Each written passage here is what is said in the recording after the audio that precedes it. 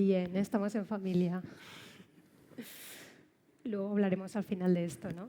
De qué pasa con la ópera barroca aquí en España. Gracias, bienvenidos a una nueva sesión de Perspectives. Gracias a Les Arts y gracias al Amics de la Ópera de Les Arts por invitarme a estar aquí moderando esta sesión sobre Ariodante de Händel. Y bueno, y también por el soporte y la difusión que hacen a la ópera aquí en Valencia. Y para mí, bueno, que vengo del sector de la música antigua, pues me resulta especialmente satisfactorio estar aquí moderando con estas tres personas, que bueno, me es un orgullo tener al maestro y las dos cantantes aquí hablando de este repertorio que vamos a ver, veremos al final, debatiremos con ellos qué pasa con el repertorio barroco. Es un repertorio de nicho, somos pocos los que lo escuchamos y qué podemos hacer para esto. El montaje justo se estrenó ayer aquí en esta casa, ¿no? Que es un montaje del Festival de Aix-en-Provence de 2014 en coproducción con la Dutch National Opera Ballet, la Canadian Opera Company, la Lyric Opera de Chicago, y que estaba originalmente programado para la temporada 2020, que como sabéis fue la del COVID, entonces pues tuvo que suspenderse y aquí estamos, afortunadamente se ha podido recuperar. Ahora os voy a presentar a los tres participantes del coloquio que tenemos aquí. En primer lugar, al maestro Andrea Marcón, gracias. El director musical es uno de los más prestigiosos especialistas en música antigua, clavecinista, organista, director de orquesta, italiano de Treviso. Es además en la actualidad profesor de la Schola Cantorum Basiliensis, también en el Mozarteum de Salzburgo, director titular de la Orquesta Barocca di Venezia desde su fundación en el año 97, también del director del grupo de música antigua La Cetra Baroque Orchestra de Basel desde 2009 y de 2012 a 2020 estuvo también al frente de la dirección artística de la Orquesta Ciudad de Granada. Ha dirigido también numerosas orquestas filarmónicas como Berlín, Bremen, Essen, las Sinfónicas de Lucerna, Monte Carlo, orquestas de la Radio de Colonia, Frankfurt, Hannover, Berlín, Holanda, la Orquesta de la Cámara de Ginebra, la Mahler Chamber Orchestra, orquestas de las óperas de Frankfurt, Los Ángeles, Basilea y también nacionales españolas. Recientemente, en 2021, ha sido galardonado con el Händel Prize por su trayectoria como intérprete händeliano, así como por su conexión, ¿no?, con los resultados de la investigación musicológica sobre este compositor. Con más de 75 grabaciones en su haber, el maestro Marcón, ¿no?, ha sido aclamado no solo por la crítica, sino también por el público, por sus interpretaciones, entre otras, Il Trionfo de la música, de la poesía, de Marcello, Orlando Furioso, Atenaide, Tito Manlio, Gloria y Magnificat, o la Giudita Triunfans de Vivaldi, el Calisto, el Giasone de Cavalli, el Orfeo Las Vísperas de Monteverdi, Mesías Ariodante Alcina de Händel, por ejemplo, entre otros muchos otros compositores del repertorio barroco.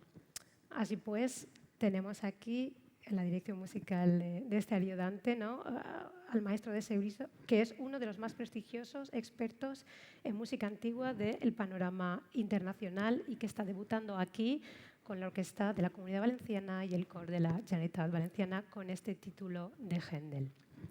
Tenemos también la presencia de Katerina Vorontsova, muchas gracias, con el rol de Ariodante, ni más ni menos. Esta mezzosoprano rusa es una de las solistas más importantes actualmente de la compañía del Teatro Bolshoi de Moscú, donde en estos últimos años ha interpretado, entre otros papeles, Ariodante, Rosina en El Barbero de Sevilla, Dido en Dido de Eneas, Dora Belancos y Fantute, Cherubino en Le Nozze di Figaro, Laura en Yolanta, Fiodor en Boris Godunov, Mercedes en Carmen, Modestina en Viaggio a Reims, etcétera, ¿no? Y bueno, y en su faceta de solista de concierto, pues ha abordado también numerosas obras de repertorio de Mozart, Beethoven, Wagner o Rossini. Y por último presentamos a Jacqueline Stacker, la soprano que viene con el rol de Dalinda. Es una artista versátil que se graduó en el Conservatorio de Nueva Inglaterra con un doctorado en músico, siendo alumna del Jet Parker Young Artist Program del Covent Garden. posee un amplio repertorio de piezas de concierto, recital, ópera y música contemporánea, y en la reciente temporada 21-22 está que ha regresado al Covent Garden con la Carolca en Genufa y debutando en el Festival de Aix-en-Provence como protagonista de la Incarnazione d'Epopea de Monteverdi. En otras temporadas anteriores ha actuado en producciones como Das Rheingold de Freya, Don Giovanni con Don Elvira, Viaggio a Reims, Corina, Die Zauberflöte con Pamina, en la Deutsche Oper de Berlín, otra flauta mágica en el Bayerische Staatsoper, un Julio César en la Ópera de Boston, un Reinaldo en la Glyndebourg, además de otros papeles como Semiramide en la Bayerische Staatsoper o en el Covent Garden. Gracias. Creo que no es necesario traducir las presentaciones. It's not necessary just to translate your biographies. So, vamos a introducir primero unas pequeñas notas para ponerlos en el contexto de este Händel que compone Ariodante. Sabéis que es una ópera, un drama per música, como viene titulado en la partitura original. Es como llamaban entonces las óperas serias, en 3 actos, con un libreto anónimo, adaptación de la Ginebra Principessa di Scozia, escrito en Florencia en 1708 por Antonio Salvi. Antonio Salvi, que por cierto, Händel conoció en 1706 durante su estancia en Florencia a raíz de una invitación por la familia Medici, y a raíz de ahí mantuvo una cercana relación personal y profesional con él, con Salvi, lo cual le pide a él la adaptación del libreto. Y además está inspirada también en los cantos quinto y sexto del Orlando Furioso de Ludovico Ariosto. No quiero pretender tampoco entrar mucho en detalle en la vida de Händel, que daría para muchos coloquios, pero sí me gustaría destacar un par de notas sobre su producción operística. Escribe 43 óperas en italiano, alemán e inglés, 46 si añadimos Semele, Acis y Galatea y Hércules. Y bueno, las óperas componen el punto central de su obra, junto con los oratorios, siendo con ello pues, uno de los compositores del género musical operístico más importantes del siglo XVIII, concretamente del subgénero de la ópera seria, junto a otros compositores como Scarlatti, Gluck o Porpora. ¿En qué contexto compone Händel Ariodante? Pues estando en uno de los momentos más difíciles de toda su trayectoria artística, en un periodo de pausa creativa entre agosto y octubre de 1734, Händel empieza a componer esta ópera seria que, bueno, ya llevaba él ahí pensándola un tiempo, ¿no? Y en un momento en el que la ópera italiana estaba en Londres en un profundo declive. El público está buscando otro tipo de, diremos, de espectáculo musical.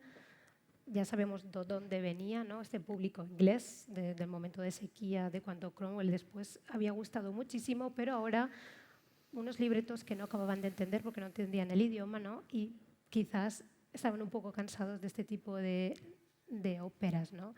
Pero bueno, esto no desanimó a Händel, que se fue a buscar, después de varios avatares, pasar por la Royal Academy of Music y tal, se fue a buscar a John Rich, que acababa de abrir el Covent Garden 2 años antes y que era el teatro en ese momento que ofrecía la mayor disposición en cuanto a escena para incluir producciones de una complejidad muy grande. Y además tenía una cosa que no tenían los otros, que era que tenía un coro y un ballet. Entonces esto le viene a Händel de lujo para componer una ópera que va a incluir todo esto. Va a tener coro, va a tener números de ballet. De hecho, hizo venir desde París, ¿no? a la compañía de la célebre Marie Salé, que estaba muy de moda entonces, para incluirlo en su número. Pues nada, la compuso bastante rápido y un 8 de enero de 1735 conseguía introducirla en la temporada del Covent Garden y estrenarla allí con 11 representaciones, compitiendo triunfalmente, como sabemos, con la ópera de la nobleza, Rival, que estaba apoyada por el príncipe de Gales. En cambio, él tenía en el Covent Garden el apoyo de la corona, de lo que era el rey y la reina, lo cual le ayudó, ¿no? Se animó gracias a esto a llevar adelante el estreno de esta ópera. El éxito fue, diremos, relativo. No, en verdad no hubo ningún éxito. en ese momento gustó, pero fue económicamente un desastre. John Rich acabó perdiendo mucho dinero, pero bueno, es una de las producciones operísticas más importantes que hizo Händel en ese momento. Y bueno, él hizo todo lo que pudo por gustar al público, por hacer una producción que sí que atrayese a la nobleza y a la gran burguesía londinense de ese momento. Y sobre todo porque quería demostrar en esa lucha que había en ese momento con la ópera de la nobleza, ¿no?, demostrar lo mejor que pudiese. Hizo un titánico esfuerzo y para eso él se dotó de todas las armas que tuvo a su alcance. Händel era un businessman, lo tenía súper claro y tiró mano de la estrategia de todos los elementos que sabía que podían gustar en ese momento, aunque sí que es una ópera con libreto italiano de tradición italiana. Pero ¿qué hace él para intentar agradar al público? Porque no olvidemos que Händel es un compositor, podemos decir que es el primero que compone para un público. No lo había hecho Monteverdi, no lo había hecho Palestrina, no lo había hecho los franceses que componían para el rey, no lo había hecho Tomás Luis de Victoria en España, pero él sí, él compone para la masa del público que va a un teatro. Entonces él decide, en lugar de ubicar la trama en la antigüedad clásica con historias mitológicas y personajes que a los ingleses les quedaban muy lejanos, decide ubicar la trama en un escenario medieval, en una geografía escocesa, con torneos caballerescos y el tema del amor cortés como argumento principal. Con eso sabía que se iba a ganar el público y de hecho fue un elemento clave para ganarse el público en ese momento. Pero además consiguió hacer con Ariodante, yo diría, su obra más inmensamente romántica, podemos decir. Luego lo veremos. Después del estreno, esta ópera cayó en el olvido por 200 años. Y no sería hasta los años 60 que se recupera la edición de la partitura a cargo de la Hallische Händel Ausgabe y en los 70 que se recupera la interpretación escénica. Como dato curioso es que aquí a España no llega hasta 2006. No la vimos nunca interpretada hasta entonces, fue en el Teatro del Liceo. El argumento, como ya hemos hablado, el amor cortés, a las aventuras y el romance de un caballero Ariodante con una princesa, Ginebra, entorpecidos por un perverso polineso con una amiga, Dalinda. Es probablemente la mejor y la más perfecta ópera de Händel. Vamos pues ya sin más dilación, para no hacerlo más extenso, con el coloquio. Dicho esto, a mí me gustaría preguntarle al maestro Marcón. Como hemos comentado antes en la presentación, fue galardonado con el Händel Prize en 2021 por esa trayectoria como intérprete händeliano. Podemos decir que estamos ante un experto en la figura de Händel. ¿Qué es lo que le lleva a sumergirse no solo en la interpretación, sino en la investigación de Händel? Bueno, es que Händel ha escrito como Bach y Vivaldi, como todos los grandes compositores, ha escrito un montón de música, como se dice en español. Entonces, todo el mundo conoce el Mesías, conoce, creo, el Giulio Cesare, no mucho más. También las obras por clave se toca casi siempre la misma suite. Bueno, es esto espíritu un poquito que es una mezcla de ser siempre curioso y abierto, siempre nuestro espíritu cercadero, que siempre de haber, como decir, el estímulo siempre de cercar las cosas, como cuando está muy pequeño, que se empara, ¿no?, con la curiosidad. El niño que no tiene curiosidad es un poquito más lento, ¿no? Quien tiene curiosidad es muy veloz, aprender lenguaje, aprender palabras. Esto siempre lo tengo. Entonces, ahora soy viejito, soy abuelo, abuelito de todo esto, pero el espíritu creo que es ancora joven. Entonces, en la música es exactamente esto, que me siento siempre, claro, ahora Ariodante no es una novedad, pero claro, la primera vez que lo he dirigido fue en Frankfurt, creo, 2008, creo lo he dirigido en 2010 en Oviedo, entonces era forse la segunda vez en España la ayudante, que me dieron un premio también como la dirección musical mejor de toda España en la temporada 9-10 o algo así, al Teatro Campo Amor. Es una ópera que siempre me gustó muchísimo desde el primer momento que yo la descubrí attraverso una grabación, que era la muy conocida grabación, estaba aquí Mark Minkowski el mes pasado, la grabación con Anne-Sophie von Otter del Archiv. Cuando llegó el disco de esto Ariodante fue bastante un shock por todos, porque también era la primera vez que una ópera barroca con una orquesta historicista, con un director experto, invita a cantar una gran cantante, como es Anne-Sophie von Otter. Entonces, esto después, las cosas, después claramente la Bartoli, la Kozena y muchas otras, entonces ha influenciado esto verdaderamente el mundo de los cantantes, ¿no? De no pensar que la música barroca o que la ópera barroca sea algo fácil, que exactamente el contrario, porque son las áreas monstruosas que deben cantar las chicas aquí, la prueba maestra de Anne-Sophie von Otter, hoy tiene Joyce Di Donato. Entonces el proceso se ha mantenido, que hoy si alguien quiere ser un gran cantante abierto a todo el repertorio, debe demostrar también de conocer la gran ópera de Händel también, con el papel femenino como masculino, claramente. Y por esta razón, la curiosidad Händel ha escrito más de 40 óperas. Intento decir que en cualquier caso una vida no es suficiente, pero claro, como mínimo de aprender también en el periodo, en mi trabajo también a Basilea, intentar decir a los estudiantes debéis no solo pensar a tocar el clave, porque el clavecinista a la época tocaba en el teatro, no tocaba. Los solistas de clave eran Bach, eran Scarlatti, eran Händel, eran Couperin y pocos otros. Todo el resto de los clavecinistas conocían las óperas barrocas que tocaban a la sera en el teatro, a la tarde en el teatro.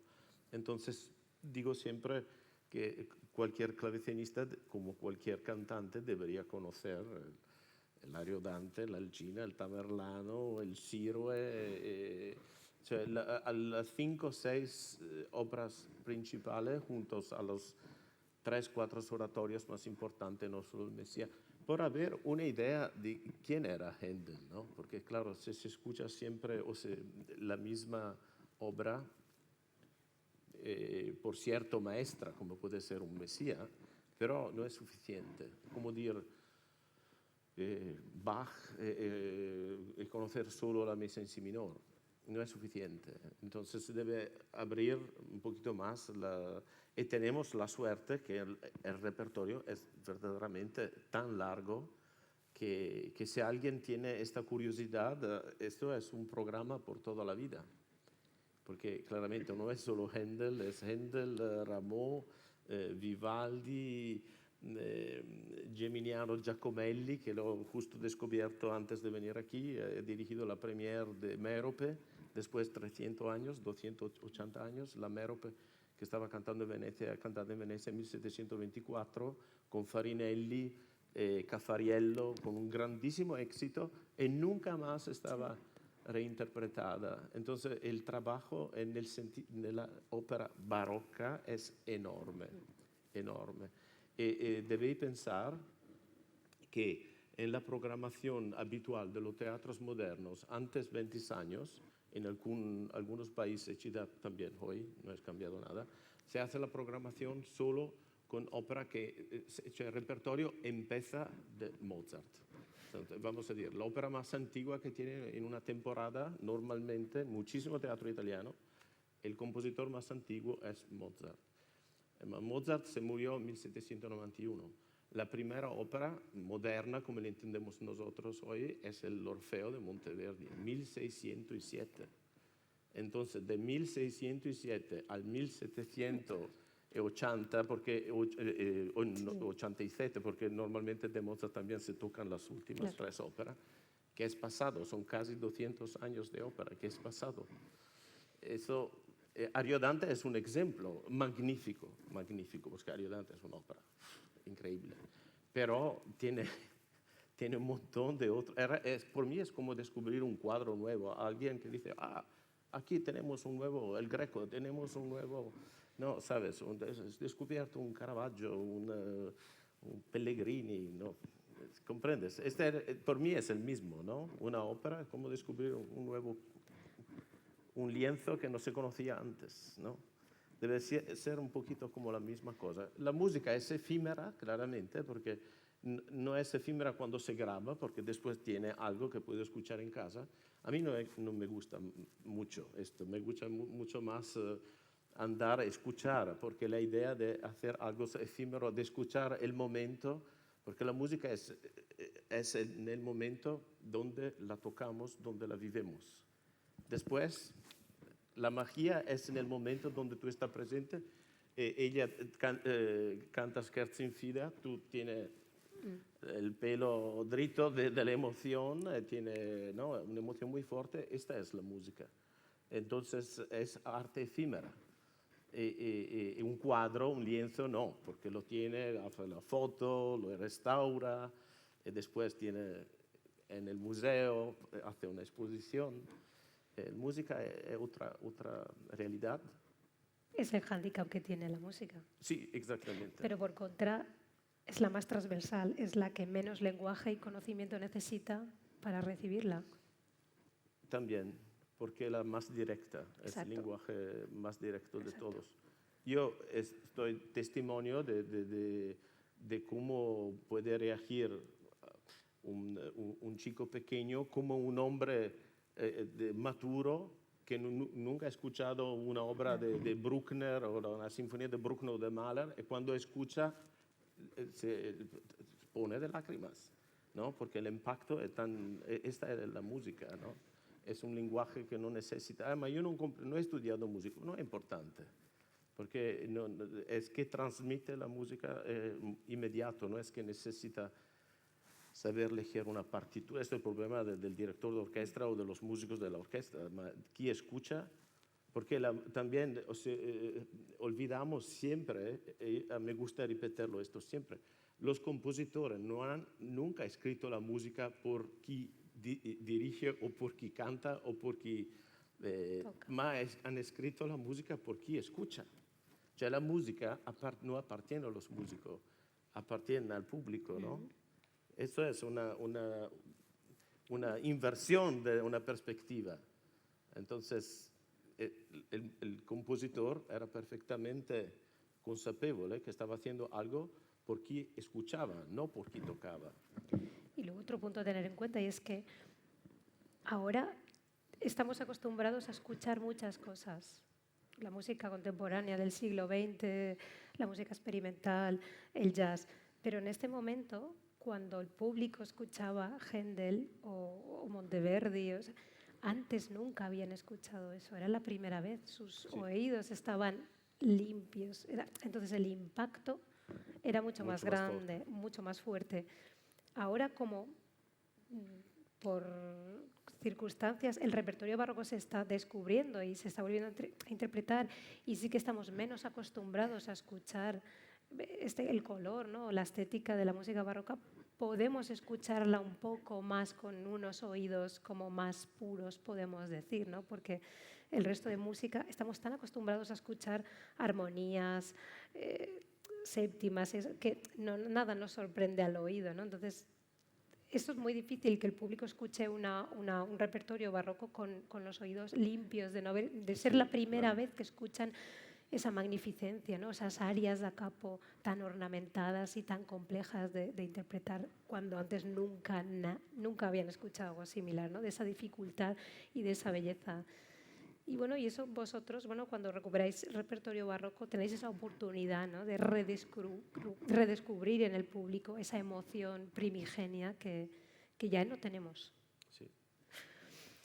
Bien, seguimos. Ayudante, como decíamos, pues Händel hace con esta ópera una demostración extraordinaria también como dramaturgo. Es un punto que me interesa mucho de Händel, concretamente en esta ópera. En alguna entrevista he escuchado que decía el maestro que es como un pintor. Es como un pintor porque podemos decir que Ariodante tiene diferentes tintas. Si intentamos entender el espíritu de esta ópera, ¿no?, podemos decir que cada personaje, cada uno de los 3 actos tiene un color, tiene una tinta diferente, un tono bucólico en el primer acto, de un tono luminoso con unas tonalidades mayores, por ejemplo, un segundo acto más oscuro con tonalidades menores, para volver a un tercer acto donde vuelve la luz, donde de las tonalidades menores del segundo acto vuelven a las tonalidades mayores, ¿no?, y ese triunfo final de los valores caballerescos, ¿no? Me gustaría preguntarle, ¿no? ¿Podemos decir que efectivamente Händel en Ariodante es como un pintor, es como esa dramaturgia que él pinta en esta ópera, ¿no?, y que baña de diferentes colores, no solo los personajes y la intensidad psicológica que les atribuye, sino también en general los 3 actos? Sí, lo hace específicamente más en Ariodante que, por ejemplo, en otras óperas. Por ejemplo, este perfil dramatúrgico, por mí, más ganador en Ariodante que en Alcina, una tropa que conozco muy, muy bien. En Ariodante haces que, entonces, el primer acto es de verdad el triunfo de la felicidad, del amor. Tiene Ariodante completamente enamorado de Ginebra y todo el mundo está empático con este amor.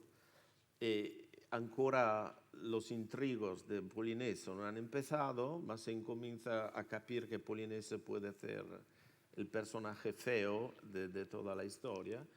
El segundo acto, después, entonces termina el primer acto, coro, tenía el ballet también, pausa, también a la época, pausa, pequeña comida, empezamos el segundo acto, un preludio de 13 compases, que cuando empieza el preludio todo en pianísimo, es como Morricone que haces algo de 13 compases, ma inmediatamente es como un nocturno que comprende, ahora la historia cambia, ¿no? Porque en 45 segundos es clarísimo que todo va a cambiar. El segundo acto empieza con la historia, ¿no?, del intrigo de Polineso, y que Ariodante a la fin del segundo acto decide de matarse prácticamente, ¿no?, porque piensa que Ginebra tiene una historia con Polineso, ma no es Ginebra, es la Dalinda, que es vestida como Ginebra. Ma este cavaliere è una figura muy linda, Ariodante, ¿no?, el amor puro, decide de matarse. Entonces el segundo acto termina, todo el mundo piensa que Ariodante es muerto, empieza el tercer acto y Ariodante sube del mar, enfadado porque no se ha matado, ostras, encuentra justamente Dalinda, la primera persona que encuentra, Dalinda le dice, ma tú vives ancora, han dicho que tú eres muerto. No, yo vivo. Ma ¿qué haces tú? Ma sabes, todo, ma no, ero yo la Ginebra, no era Ginebra. ¿Cómo? No era Ginebra. Ma tú, entonces, todos que he sido, era... después de esto, el tercer acto tiene como una vez más, una uplifting con esta aria que canta Caterina Dopo Notte, que es una medicina esta aria. Si alguien tiene un problemito que le gustaría sentir un poquito más energía en el cuerpo, en la cabeza, debe escuchar, yo tengo la medicina perfecta, escucháis Dopo Notte 3 veces al día. A la mañana a las 8, después la siesta y a la tarde a las 8, por 10 días, después seguro todo perfecto. Porque es increíble. Como tiene Scherzo in Fida, que es la aria un lamento de los más trágicos que tiene el barroco. Tiene esta doponote que es... Yo cada vez me siento... no puedo explicarlo en palabras, que esto es la fuerza dramatúrgica de Händel. Exacto. En verdad que no tiene muchos otros compositores que lo tienen. Y en detalle, esto muy brevemente, es que, por ejemplo, en Ariodante, cada personaje lo haces por Dalinda, lo hace por Ariodante, por Ginevra, por el rey, por todos, no lo hace por Polineso. Cada uno tiene un lamento y tiene un área de virtuosismo, cioè un área de gioia como tiene un área de muy sombra. El Polineso no. Por ejemplo, esto que cada papel tiene la posibilidad de demostrar de manera diferente de cantar, una en coloratura, la otra en expresión. Y por el compositor, la pincelada por un pintor. Por un compositor, la pincelada son los afectos. So, ¿qué transmito yo? ¿Cómo puedo transmitir un afecto trágico, un afecto melancólico, un afecto un poquito leggero? Porque Dalinda también tiene un carácter un poquito coqueteuse, como ça, ¿no? Tiene un área muy leggero, ¿no? Dona veramente la idea que es una chica un poquito leggera, que no comprende las cosas evidentes y que va a caer en el engaño de Polineso de una manera un poquito... Entonces, esto es el pintor Händel que hace de cada personaje un retrato perfecto, usando notas, no usando los colores, sino usando las notas. Exacto, eso es esa dramaturgia que aprovecha, porque al final son los recursos que Händel utiliza, ¿no?, para expresar musicalmente la mirada de estos 5 personajes, ¿no? Los sentimientos que los encadenan, ¿no?, todos los avatares que pasan, ¿no?, pero también penetran los sentimientos individuales, ¿no? Absolutamente, sí. Y eso pues lo desarrolla musicalmente, ¿no?, a partir de estas temáticas universales que le sirven a él como pretexto, que es el amor, los celos, la traición, la envidia, y que son los que usan la trama para desarrollar esta historia de amor truncada y luego vuelta a recuperar. A propósito de esta forma de tratar las voces, ¿no?, ese color, ¿no?, esa manera de pintar la personalidad musical de cada uno de los personajes, ¿no? Es muy curioso cómo usted, maestro, también trabaja con las voces en los ensayos y una vez en el stage, en el escenario, ¿no? Porque yo creo que les da una libertad vigilada, diremos, usted dirige, pero en el repertorio barroco sí que quizás podemos jugar con esa libertad vigilada, podemos decir, ¿no?, a la hora de trabajar cada una de las voces individualmente. Y usted es como el maestro, como que coordina, ¿no?, sí que dirige, lo haría Händel en ese momento, que componía, pero también llevaba, ¿no?, controlaba la dirección escénica, la dirección musical, pero bueno, al final es una persona que dirige, pero ellos hacen su propio juego, ¿no? Ellos son un poco los que... Maybe I have to say in English Yes, so that they, in this case, because this question is really Exacto. Es como cómo trabaja usted con los cantantes. The question, in fact, is how does he work with you, with the voices, during the rehearsals and on stage also? An opera is made by the singers. It's not made by the conductor. I'm sorry to say that. It's the truth. So if you have the right singers, you can be very happy, and maybe you are really able to make something really great, like in this case. If you don't have the right singers, sometimes it's a battle. Because this music deserves always first-class singers. There is not a weak road. There is not easy road. No, it's all roads are extremely difficult and demanding, and also the staging is very difficult and demanding. Todo depende. And then termino. And when you have the right singers, for me, my dream is always that we should share the music. So my way of doing music is to understand them, and I don't need much time. I need really few minutes, and then it's just we make music together. And of course, if there is something I don't like, I go and talk and say, and we exchange ideas, but always in a very making clear that I am accompanying them and they are accompanying me. So it's sharing. Alone, I don't do anything, and they also can do much if I'm not there. So this thing that we are together is for an opera. When you do opera, is very, very important, because they are the opera, is not me. Todo depende, en definitiva, de tener buenos cantantes, porque si no tienes buenos cantantes, pues se crean situaciones difíciles de conciliar. Esta ópera requiere muy buenos cantantes, no solo por el aspecto musical, sino también por el aspecto escénico. Hay que tener de verdad muy, muy buenos cantantes para poder llevar adelante esta ópera.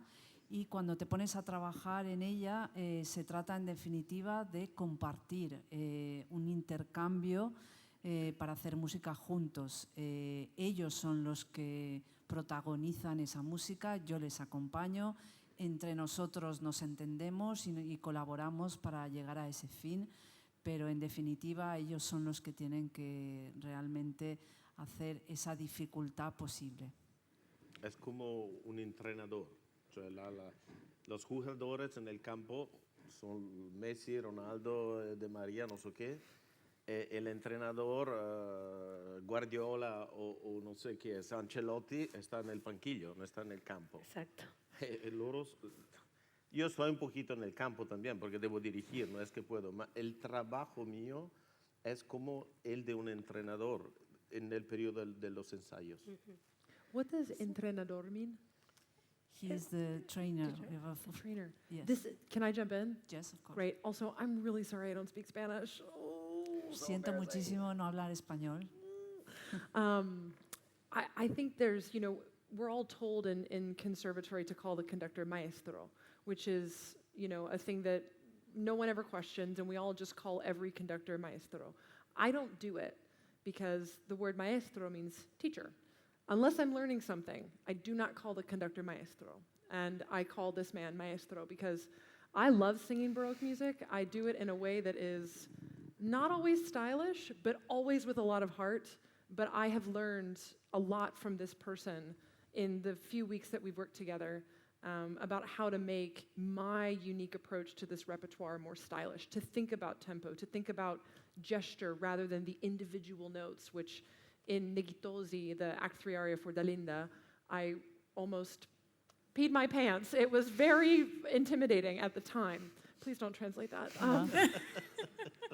But I do think really focusing on the aspects of how the music works and how it's constructed is something that I've learned to look at instead of the entire picture, which can look really technically scary. But just to really look at tempo, look at gesture, look at where the phrase is going rather than where you are in one moment. So because you teach, I learn. Hay como una costumbre establecida en los conservatorios de llamar a los directores maestros. Yo no suelo llamarlos maestros, pero en este caso sí pienso que es un maestro para mí.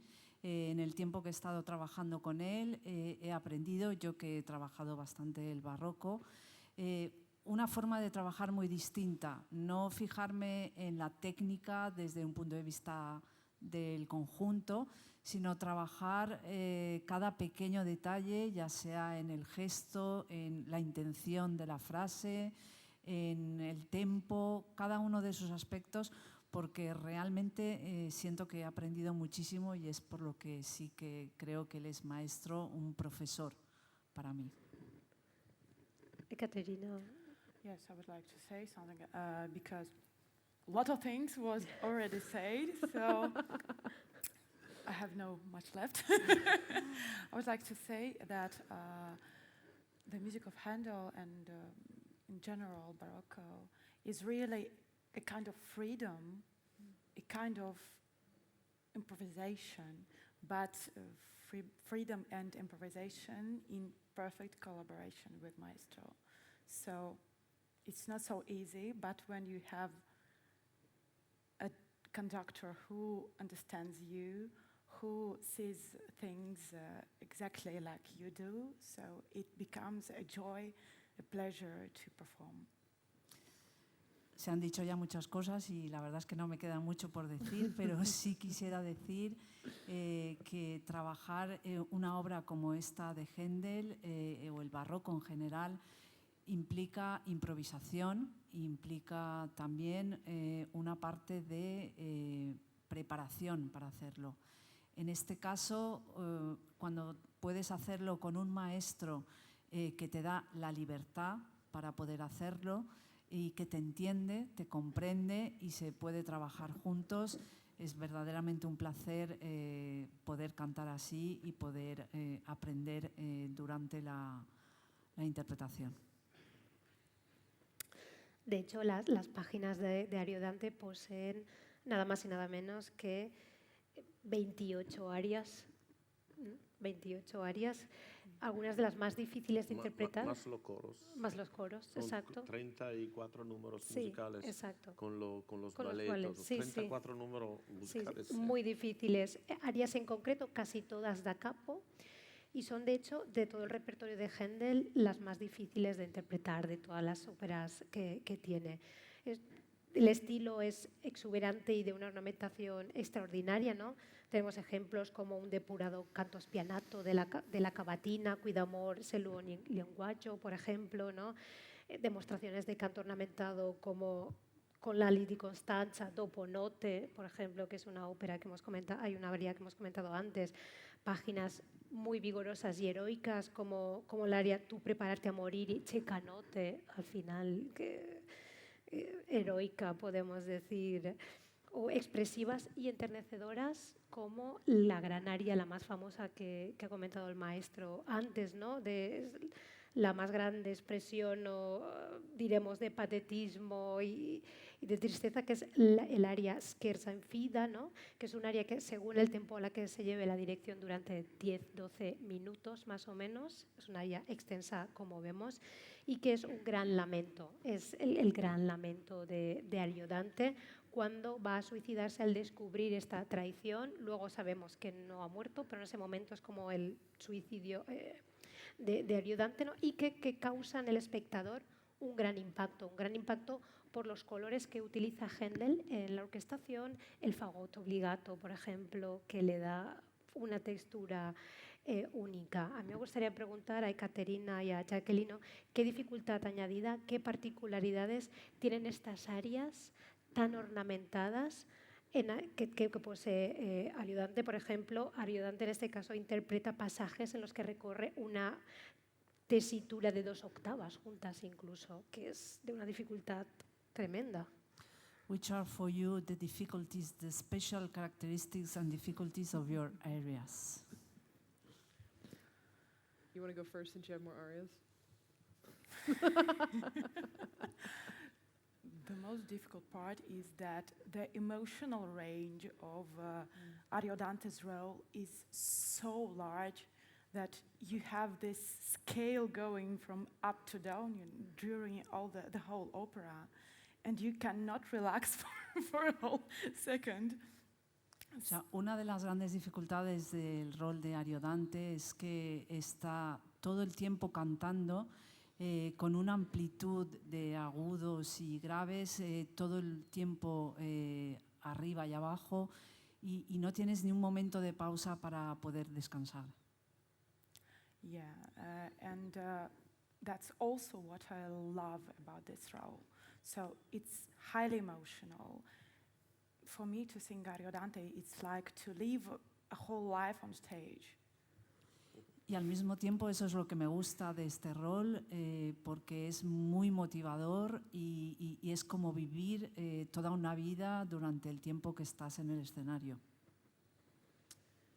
I think for me, Delinda is, aside from the Act 3 aria, which thank God it's short, is vocally not too much of a heavy lift. It's pretty reasonable, I think what is really hard about Dalinda and what makes her character so relevant is that she is a woman in a relationship, a one-sided relationship with a narcissistic and abusive man, Polineso.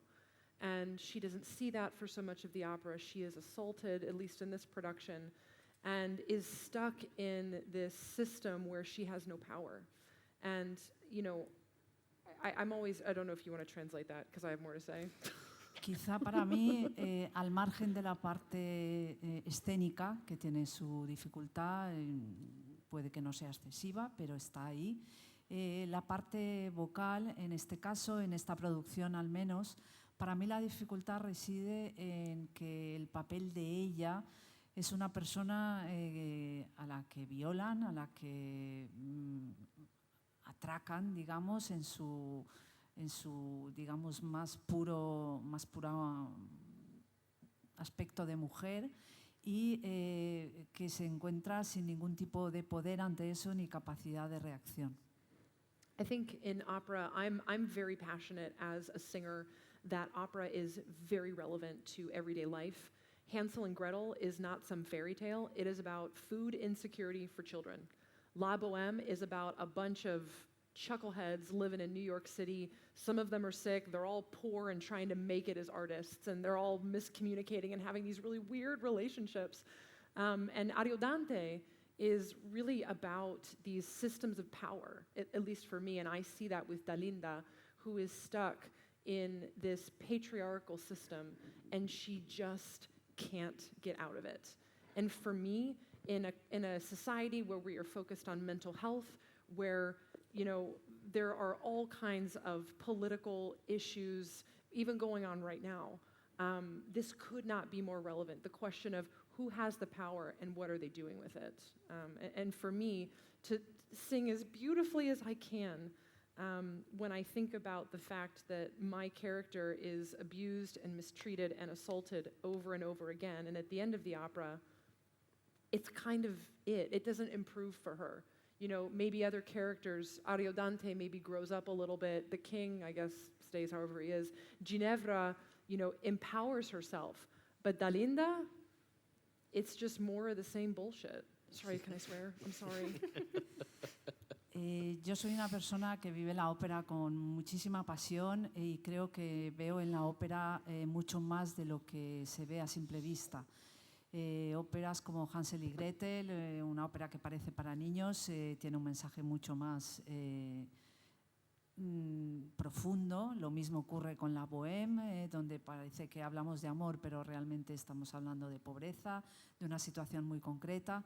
En el caso de Ariodante y en el caso de mi papel, como he dicho antes, es una mujer ultrajada que se encuentra atrapada en una sociedad patriarcal y, al contrario de Ariodante, que quizá evoluciona un poco y mejora su situación a lo largo de la trama, en el caso de Dalinda no está cada vez mejor, sino que sigue hasta el final atrapada en ese rol que no le gusta y del que no puede huir. Las arias son las grandes protagonistas de esta ópera, como estábamos hablando, ¿no? Porque son extraordinariamente ornamentadas y complejas de interpretar, y en ese sentido me gustaría también hablar de una curiosidad, y es que el papel de Ariodante, concretamente, Händel lo escribió para un castrato, que fue Carestini. Y es curioso, bueno, Carestini, que fue el castrato que Händel se trajo de Italia después de que la ópera de la nobleza le robase a Senesino, que era su castrato, diremos, hasta ese momento, ¿no?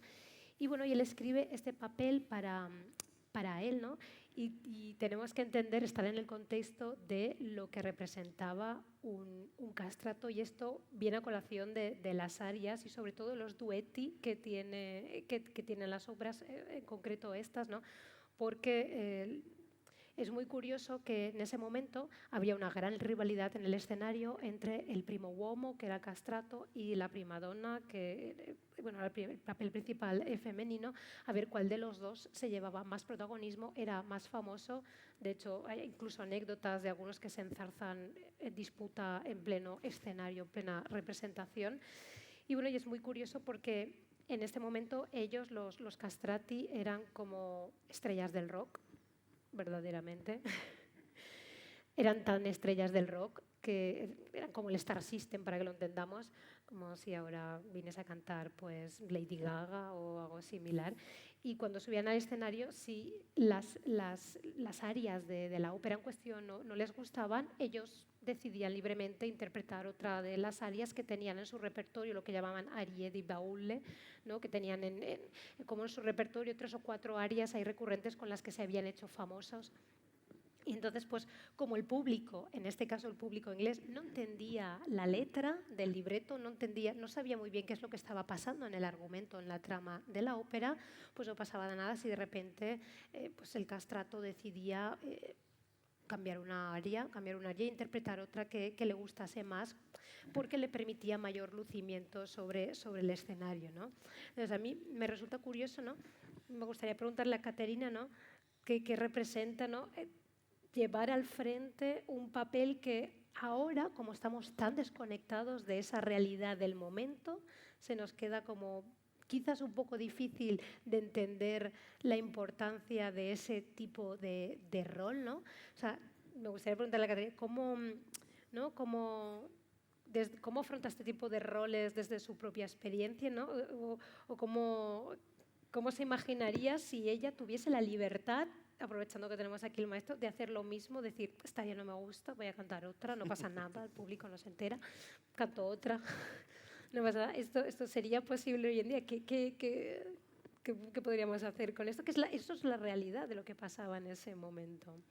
She has spoken about at the time when they sung these arias of Di Baule, so Aria de maleta. Aria di Manetta.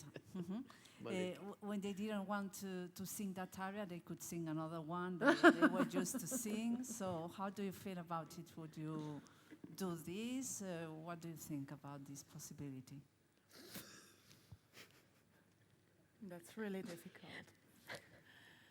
But I think in times of castrati, they really were rock stars of their times, and everything was made to make them happy and feel comfortable on stage and do their best.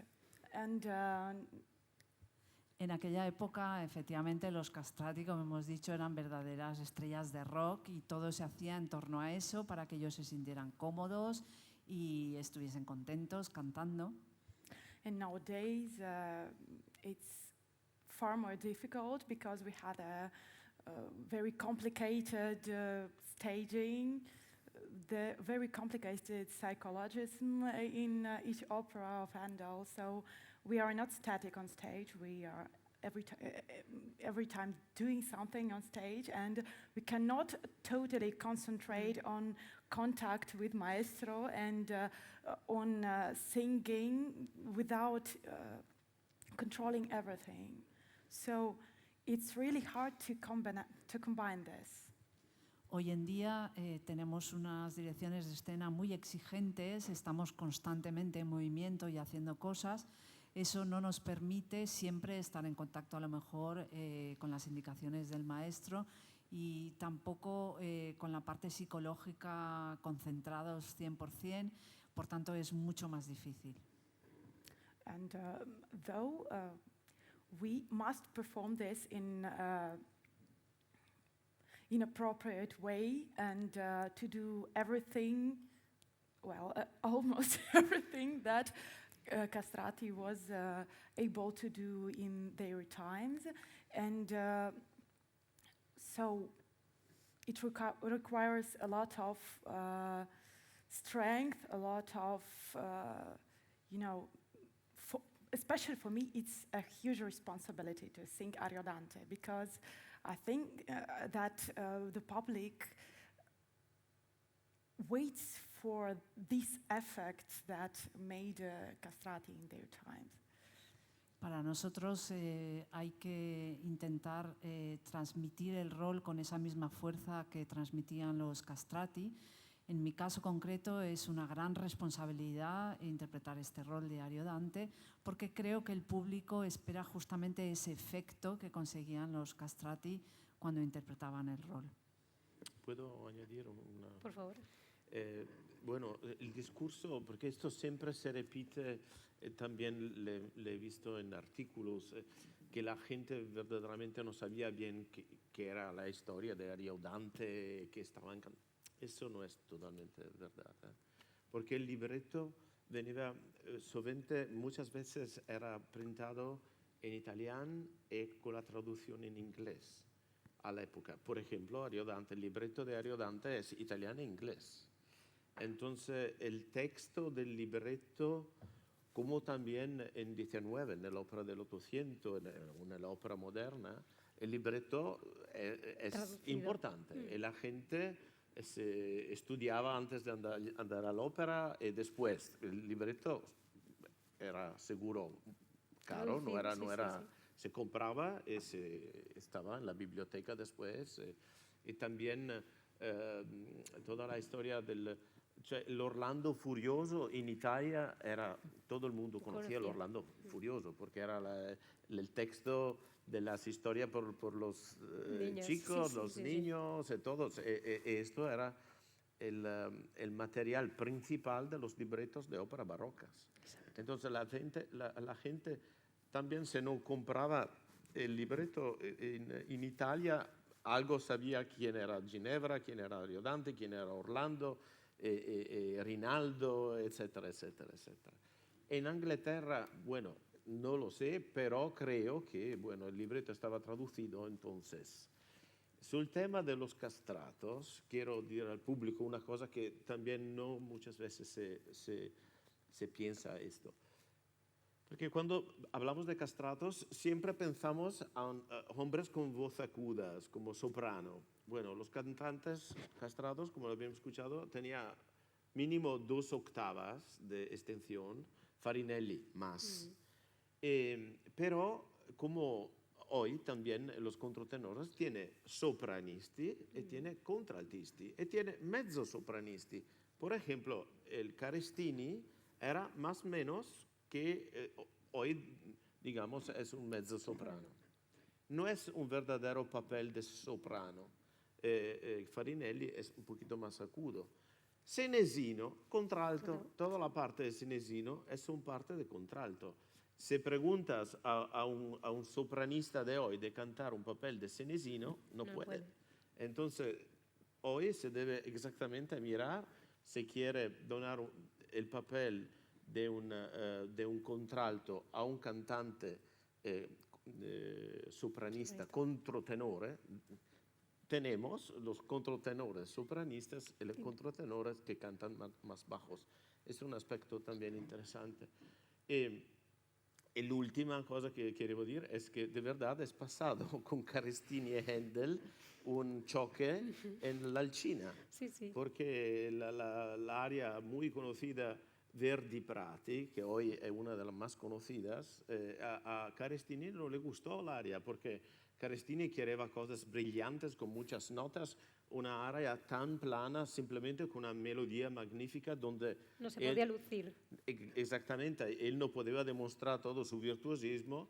Händel se enfadó muchísimo con él y no le cambió la área, diciéndole que era como una testa de cabra o no sé qué, por no comprender que esta área era una área tan estupenda y que debe cambiar por él de esta área. Entonces, no creo que Carestini nunca había cambiara una ópera. No pasó nunca con Händel que él cambió. De hecho, las se áreas. sabe que a Händel le respetaban eso. Tenía un carácter tan fuerte que conseguía que en los duetti le respetaran, que cantaran juntos. Sí. Por ejemplo, componer los duetti, porque los duetti Normalmente las voces hasta el final no cantan juntas insieme, sino que se van entrelazando, primero una, después la otra, y al final cantan juntas, pero muy poco, no sea cosa que uno pueda lucirse más que el otro y haya ahí una crisis en el escenario. Entonces los compositores tenían miedo de esto y entonces respetaban, pero Händel le dio igual. Händel se impuso a esto y sus duetti solapan las voces y consiguió, él se impone frente a sus cantantes para que canten juntos y bueno, y ellos acatan eso y ya sabes lo que hay porque Händel no les Ma es permitía. verdad que, por ejemplo, cuando compone Alcina, cambia, cioè Ariodante il titolo principale lo tenía Carestini, Ariodante era Carestini e Ginevra era la stradina, Exacto. strada del Esto. Po. E Alcina es del Po, es exacto. Alcina y Ariodante es Ruggero, entonces no es el papel principal. Là seguramente era un compromiso de Händel por sistemar las cosas. Bueno, la Exacto. próxima ópera te la dono a ti, como Sí, seguro sí. esto pasaba Sí. todo el tiempo, seguro. Así es, ¿no? Son detalles, ¿no? Anécdotas que ahora cuando como las interpretamos no tiene cabida entender eso, ¿no? Y se nos queda un poco lejos quizás esta realidad, ¿no? que además era muy divertida. Me gustaría también preguntarle acerca de la formación instrumental de la orquesta que utiliza Händel en Ariodante, ¿no? Podemos decir que es la gran orquesta barroca. La gran orquesta barroca, ¿no? Y Händel en todo momento en esta orquestación que él utiliza en Ariodante, ¿no? Busca, ¿no? Hace una demostración, sí, de una búsqueda de posibilidades, de timbres, de sonidos, de colores. No es una gran búsqueda, pero sí que hay una intención, ¿no? Por demostrar esos fagots, esos oboes, por buscar un poco cuáles son, ¿no? De hecho, de Händel tenemos noticia de una orquestación, ¿no? Cuando la coronación de George II, ¿no? El Coronation Anthems, un periódico publica que había 40 voces y unos 160 violines, trompetas, oboes, timbales y bajos, proporcionalmente, además de un órgano. Entonces, más o menos sabemos la orquestación que podía él trabajar, no usar. ¿Cuáles son, ¿no? las particularidades de la orquestación de Händel aquí en Ariodante? También por el tema de qué es una orquesta barroca, tiene muchísimo malentendimiento. En los últimos años estábamos como antes, 15 años, 10, 15 años, era la idea que debía siempre ser como un instrumento para voz, que esto es original, es barroco, también estos son todos chistes, es increíble, porque era una manera mucho más pragmática de ver las cosas. Entonces, cuando tenía dinero, esta era la ópera del rey, etcétera, etcétera, el dinero no faltaba, también por pagar Carestini y por pagar, bueno, en el Ariodante tenemos 2 trompetas, 2 trompas, 2 oboes, 2 fagotes, porque está escrito fagotes, no era uno, eran 2, etcétera, etcétera, y de las flautas, tiene una plantilla completa con los vientos. El tema y cuántos arcos. Bueno, el tema de los arcos, los teatros de óperas era relativo a cuánto grande era el teatro. Aquí tenemos un teatro grande y de haber, por ejemplo, solo 3 primi y 3 segundos, esto no es suficiente por este teatro, que es una acústica maravillosa, eso sí, pero debe ser como un mínimo 5, 6 por cada parte, il primo, il secondo. Ma l'idea di dire la orquesta barroca era pequeña, yo no sé cuál musicólogo ha pensado a esta idea, porque esto lo sabemos, tienen millones de documentos. Por ejemplo, cuando un teatro, un concierto era al aire abierto, a Roma tenía muchas veces que se tocaban, non so, nella Piazza di Spagna, non so qué, música de Corelli o de Pasquini. Chesti también tiene óperas para el aire libre. Tenemos los documentos, estaban 100 y pico de músicos, tenía como 80 violines. Cioè, ¿esto qué es? Entonces, ¿música romántica o es música barroca? Es música barroca. Y cuando tocaban en sitio más pequeño, Cioè, il problema es que no se puede generalizar. Y la otra cosa que es siempre pendiente del dinero. Donde está mucho dinero, tiene muchos músicos. Poco dinero, pocos músicos, muy simple. Hoy pasa el mismo. Sí, sí. Entonces, tú quieres hacer el Mesías con 12 personas. Bueno, no tiene dinero. No puede venderme esto como algo histórico y original. Bueno, es original que hoy no tiene dinero como no tenía dinero una vez. Ok, perfecto. Exacto. Mas de decir, hoy bueno, vamos a hacer la grabación como estaba, eso son todas locuras. Está muy bien porque esto me enlaza, ¿no?, con una de las la penúltima pregunta que me gustaría hacerle, ¿no?, que es que la interpretación de lo original, ¿no? Siempre pasa con el repertorio barroco, pero eso es original. La formación aquí en concreto, ¿no?, que hemos tenido una orquesta de cuerdas con cuerdas modernas, pero luego pues hemos añadido los dos claves, el cello, bueno, ¿qué más? Teníamos una trompeta y una trompa naturales, la tiorba, pero en cambio el fagot era un fagot moderno y en Bueno, cambio el sonido es, funcionaba. ¿Qué hacemos Es un compromiso. con esto? Entonces, siempre el problema es que en los teatros de ópera de hoy, claramente cada teatro tiene su propia orquesta. Esto no es así en algunos teatros de Europa, donde de la orquesta grande se ha formado un grupo pequeño especializado. Esto pasa en Zurigo, pasa en Frankfurt. Y después tiene una tercera opción, son los teatros donde por cuestión de dinero no tiene más una orquesta fija. Entonces se invitan siempre la orquesta. Cuando se hace una ópera barroca, se invita una orquesta barroca. Pero, como así, donde tiene la orquesta o a la Fenice o a la Ópera de Roma o a la Scala de Milán, donde ahora ha nacido la Calisto de Cavalli, increíble, ¿no? Uno piensa a la Scala de Milán, hacen cavalli. ¿Qué es eso? Maravilloso, ¿no? La ha sido Christophe Rousset, ha aprendido un grupo de su team por el basso continuo, Sí, sí. más algunos músicos de la Scala. Entonces, esto es como decir un pequeño compromiso. Como aquí, el precio más grande de pagar, debo decir, cuando se canta Händel, es que una orquesta moderna toca 440 euros, 442, ma es igual. Claro, ¿qué hacemos con eso? Händel ha escrito todos a 415, un medio tono más bajo, que por la voz, por mucho más natural, ¿no? Exacto. Esto es una cosa. La segunda cosa, los instrumentos de arcos claramente no tienen cuerda de tripas, pero tiene cuerda de metal. Esto también es un problema porque el sonido es un poquito diferente. Cambia. Los arcos no son arcos barrocos, sino arcos modernos, que son mucho más pesantes.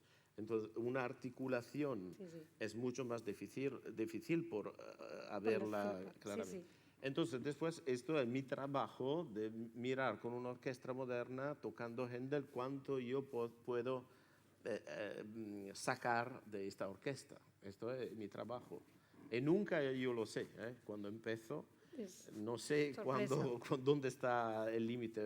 Tiene veces que soy muy feliz, como ahora, y otras veces que son un poquito menos feliz. He tenido aquí la suerte he preguntado de haber el primer violín, que toca regularmente con el aire español, es Alexis Aguado, que toca en la Orquesta de Granada, y yo lo conocía desde Granada en estos 8 años que estaba en Granada.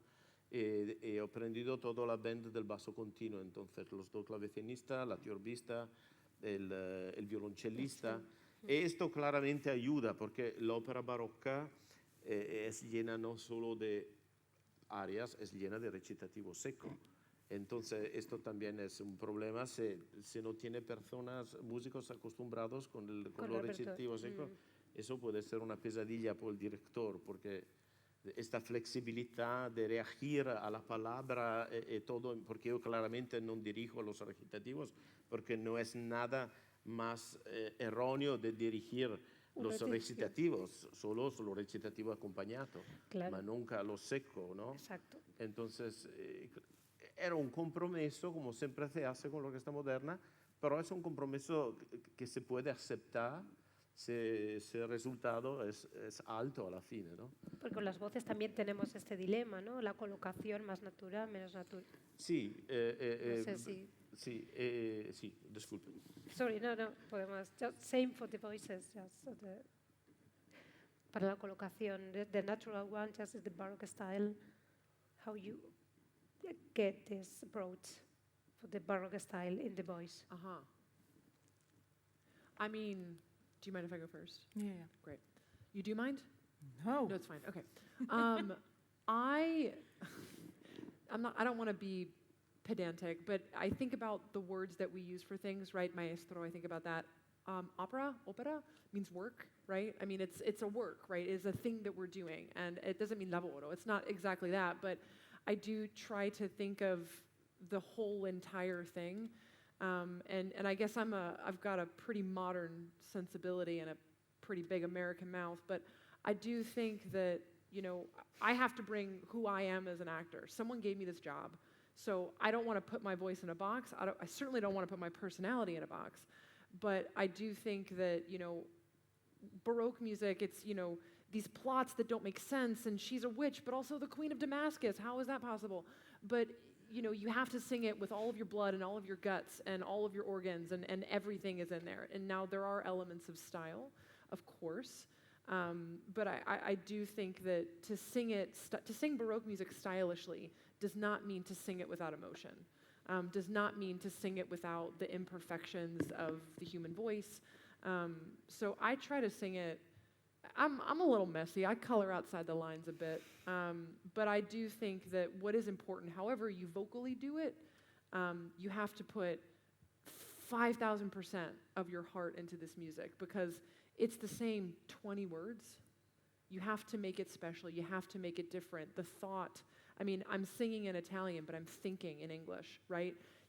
Singing Nighitosi, I'm thinking, that bastard, I cannot believe he put me in this situation. I cannot believe it. Now, what if I killed him with my bare hands? It's this constantly. And vocally, whatever comes out, hopefully it's stylish enough. But I think, to sing Baroque music stylishly doesn't mean to totally shut down your voice or sing less or sing quieter. It just means that, you need to be aware of the form, aware of the dance form that's associated with it, if that's applicable, and aware of the words, making sure the words are the most important thing. I think in opera, it's story, it's relationships, it's about the voice. You need to be able to sing it, and it should be beautiful, I guess, but I think the more important and the more interesting thing, especially now when we have Netflix and like Game Boys and stuff, and TikTok, it's about what story are you telling, and are you telling it with heart and authenticity? So I guess that's not at all an answer to the question. Creo que la ópera en sí, evidentemente, es un trabajo desde nuestro punto de vista. ¿Cómo hacerlo llegar al público? En mi caso, creo que no es solamente que sea correcto vocalmente, que el personaje psicológico esté ahí, sino en el caso de la ópera barroca es mucho más. Es ir al texto, es darle la intención, es saber interpretarlo, y casi diría que hace falta un 500% de exigencia propia a la hora de interpretarlo, y sobre todo en una época en la que estamos en las redes sociales, TikTok, la palabra es muy importante y cada cosa que decimos lo es, y por tanto yo intento dar ese 500% cada vez que interpreto este tipo de música. I would like to say about the really high importance of recits in Handel's operas and They're the in best any part. Baroque operas, in Mozart's operas. So it's really, in recits happens the whole thing of the opera. The whole story happens in the recits. Because in the arias, we always have one emotion to express, always. Maybe it has its colors, but it's always one emotion, one affetto. Quisiera decir que todo depende de las frases y de la intención que llevan esas frases, porque, por ejemplo, en las arias normalmente hay una intención y un afecto, pero luego en cada frase hay una intención distinta. So for us, it's very important to make the recits very much alive. So to make things happen during the recits. And they're fun to sing. The recits are fun, I think. Yeah, I mean, yeah. they're hard to put together, especially in Act 2, where you've got 7 people talking, and it's sort of rehearsing that is annoying sometimes, I think. But our Act 3 recit, where you admit your insecurities to me and I say, oh my God, it's all my fault, is so exciting, and we do it differently every time. Yeah, It's really exciting. Sobre todo la forma en la que colaboramos en los sentimientos que acaba de expresar la otra persona, cómo contestamos cada uno. Hay que trabajarlo en colaboración y al final cada vez es distinto y no lo hacemos siempre igual. I have to say un pequeño anécdoto. Maybe I say it in English, so it's Please. directly, just to laugh together. It was still in Ariodante, because I did Ariodante, I think, in 4 or 5 different productions, and it's the opera I conducted most, I think over 60 times or 70. But at the beginning of my Ariodante way and career, I think my first Ariodante was at the opera in Frankfurt. And I was very proud of my job with the singers, but they were not so good like you are now, but I was proud of the result. And then at the end of the product, maybe it was the premiere, I just came out of the theater very late and alone, and one old lady was waiting at me. And she spoke fluent, perfect Italian. And she came to me, and I was surprised, I was very shy, and she said, Maestro, you are good. Oh, thank you. But the singers what? And they said, I cantanti devono scolpire la parola. Devono scolpire la parola. You know how much I insisted for the text with you and Johannes before me, because I know all the work. And they said, yes, scolpire la parola, and what I have to do with that? It's your responsibility, la tua responsabilità. She was angry on me. And I learned so much that night. You said, è la tua responsabilità. So era completamente enfadada de mí porque habían pronunciado el italiano fatal. Yo pensaba, eso no es mi problema. Esta señora decía, es tu problema. La palabra es la ópera. Si no se entiende nada, no es ópera. Yeah. And so we did really a big job on a big work on and they do that so good. Monteverdi. Monteverdi. Es- And the recitativo is on la parola. So Sì, sì. l'idea però di scolpire la parola is Esatto. so beautiful, because it's like the metaphor. every, is- no? yeah. It's very beautiful metaphor. Yeah, it is. Vamos a terminar con la última pregunta, bueno, la última reflexión, ¿no? La voluntad de Händel siempre fue la de transformar al público.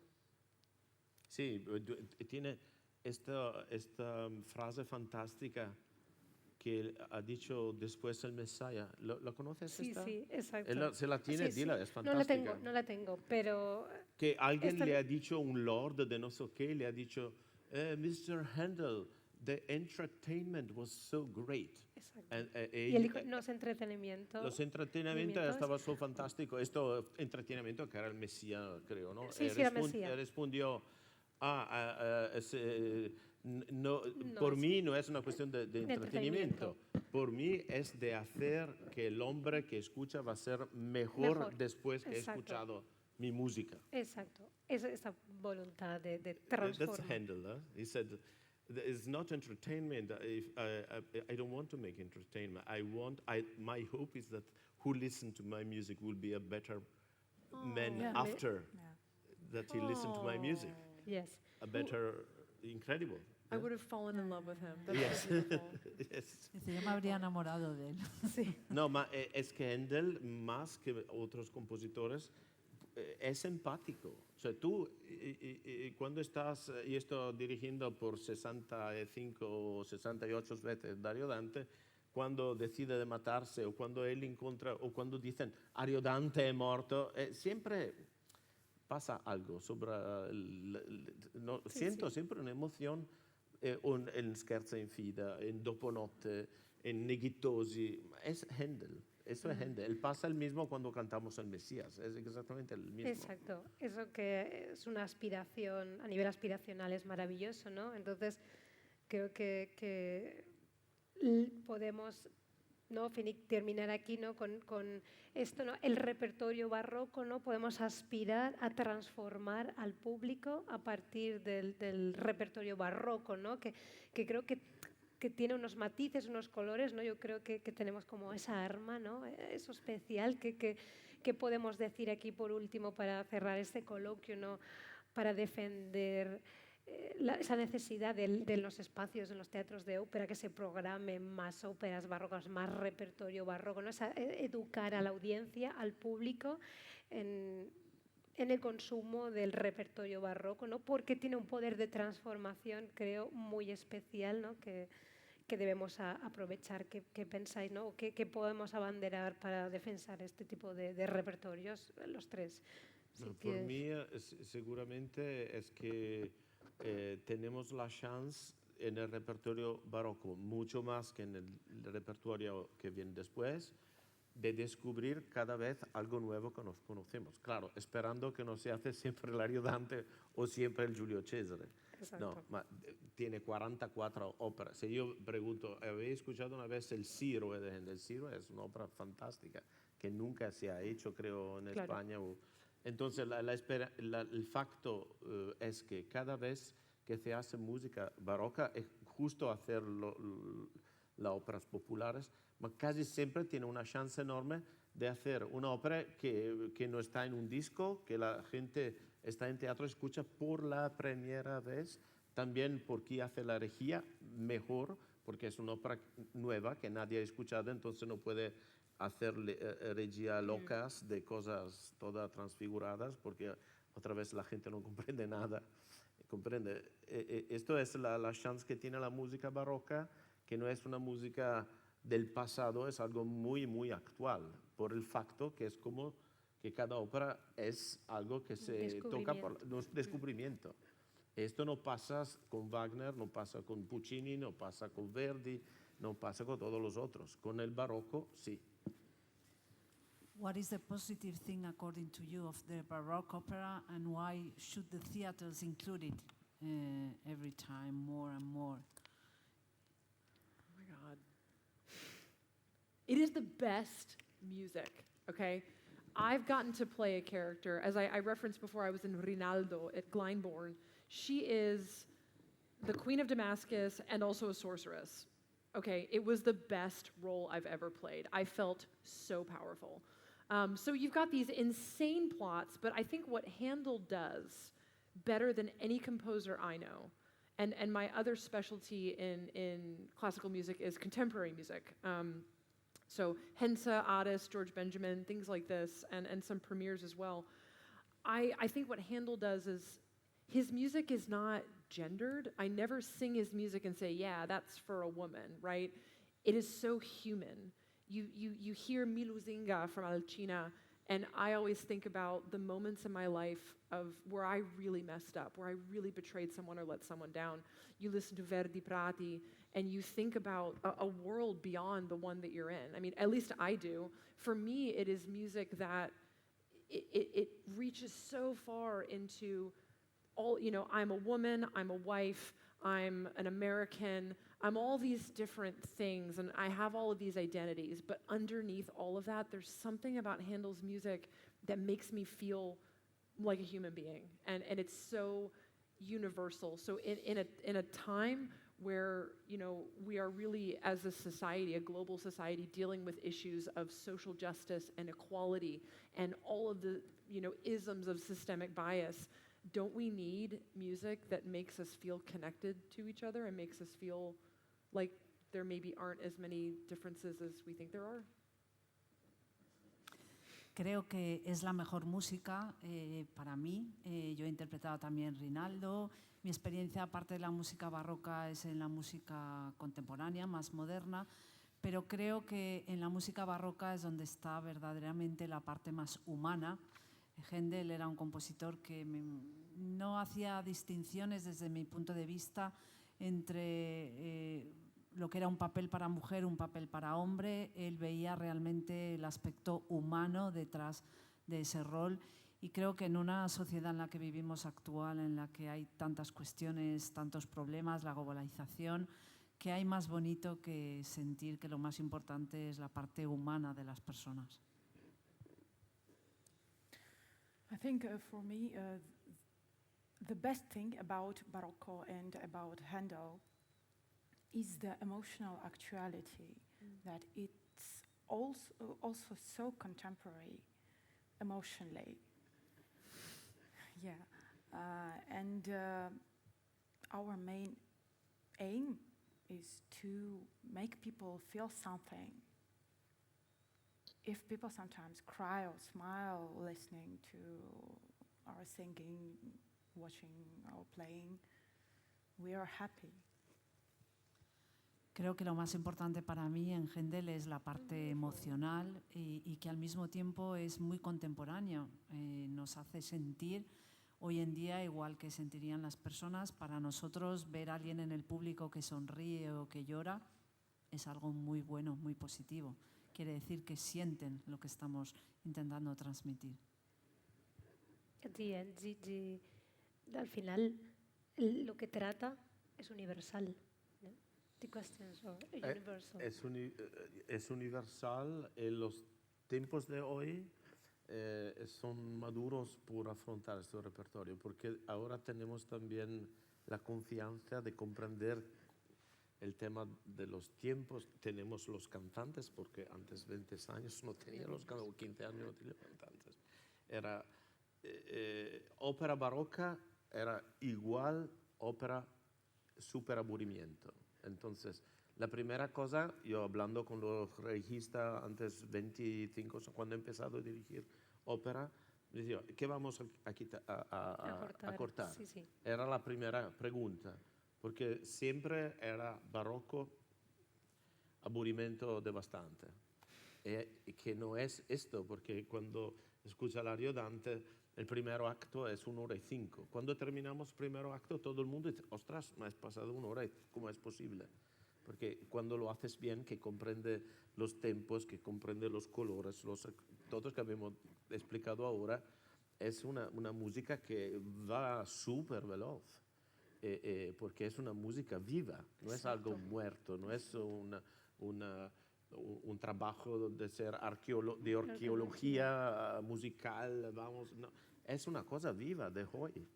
Y hoy tenemos los cantantes, tenemos la conoscenza de comprender la manera que Händel ha pensado su música. Entonces, se escucha las grabaciones de óperas barrocas hechas antes 30 años. Por ejemplo, una ópera de Händel a la época que ha sido un éxito tremendo, era l'Orlando Furioso con Solisti Veneti, Claudio Scimone, Merlin Horn. Se escucha hoy esta grabación, dices, ¿no? ¿Qué es? Y me recuerdo, porque lo he controlado cuando yo he dirigido l'Orlando Furioso, all'epoca con Pierluigi Pizzi, era la regia, han quitado metà ópera. Sí, sí. Y la han presentado como l'Orlando Furioso, era menos de la mitad, era como metà ópera. Era habitual, sí. Y todos los papeles los cantando invertidos. Sí, sí, Entonces, sí, sí. papeles que eran escritos por soprano, estaba cantando por bajo, tenores cantando por un lío tremendo. Entonces, esta era la situación ante 30 años. Hoy tenemos los cantantes, la conoscenza. Entonces, es hoy el momento verdadero por recuperar la ópera barroca. Y porque además, si no hubiese existido Händel y no hubiese compuesto lo que compuso, Beethoven Sí, no habría sido claro, Beethoven. Claro, era un gran amante de Händel. Sí, absolutamente sí. Pues nada, con esto quiero agradeceros vuestra participación, gracias, al público también por estar aquí. Gracias, María. Gracias.